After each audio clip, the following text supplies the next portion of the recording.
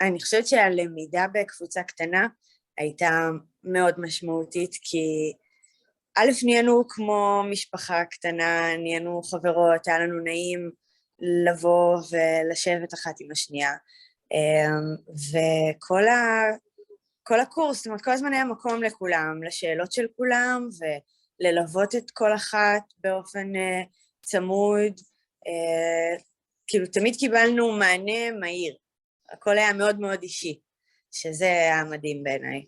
הלמידה בכלבייה הייתה מאוד מאוד משמעותית בשבילי, אני חושבת שזה נתן המון, כאילו בלראות המון המון כלבים, לא בהכרח כלבים שנוח לעבוד איתם ושהם במצב הכי טוב, או בסביבה הכי נוחה, אבל... או בסביבה הכי נוחה בדיוק, וזה שנחשפנו להמון המון כלבים ועבדנו עם המון המון כלבים,